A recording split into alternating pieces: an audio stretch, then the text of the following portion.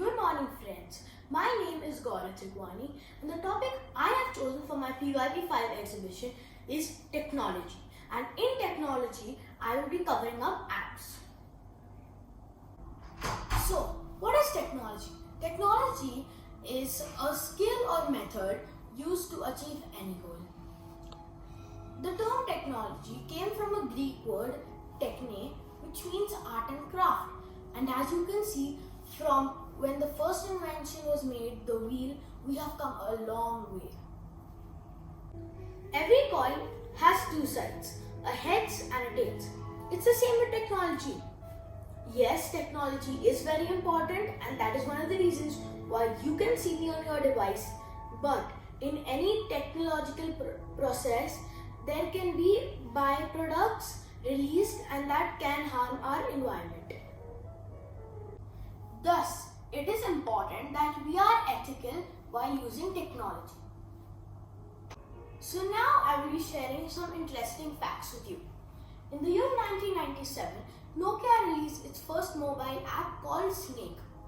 In the year 2008, Apple had 500 apps in their web store, and in 2016 it had crossed over 1.5 million. Angry Birds game reached 50 million users in just 35 days, and the same with TV took 13 years. NASA revealed that the smartphone's apps have more computing power than what was used for the Apollo 11 landing. So let me define the word apps for you. Apps is the short form of an application, and an application is nothing but a piece of software that can run on any electronic devices such as smart TVs, smart watches and smartphones.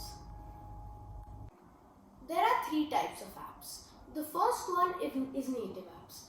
Native apps are designed to be native to one platform. It's either Apple iOS, Google Android or Windows Phone. The native platform optimizes the user experience as it was developed specifically for one platform.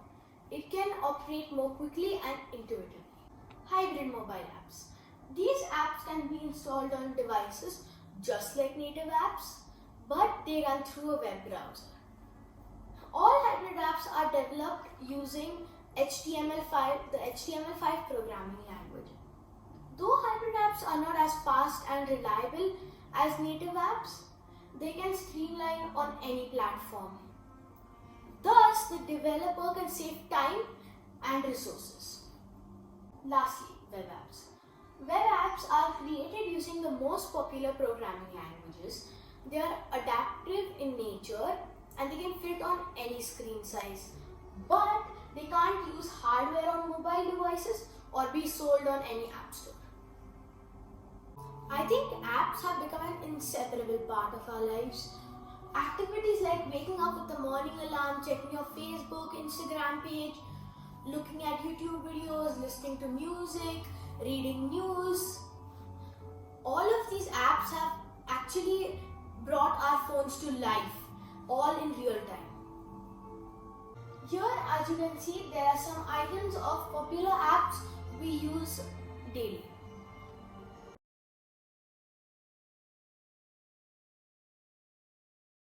So let's say that I created the best app, but it should be seen first and stand out from all the other competitions to be successful.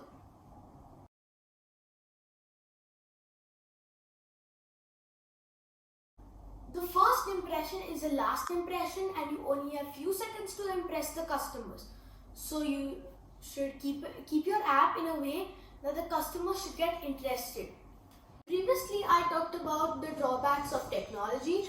The biggest drawback in apps is the user's privacy and data. Thus, the creator should be ethical by treating others' data as he would treat his own data and being transparent with his user community. Everything has pros and cons. Even apps have pros and cons. which the user or developer should keep in mind while using an app or developing an app. So we all want to use these apps like music apps or like gaming apps, but sometimes we actually need the apps. There is a difference between wants and needs. And now we need apps like for e-schooling or for meetings online because of this COVID-19 pandemic. We cannot meet each other and we need to keep social distancing.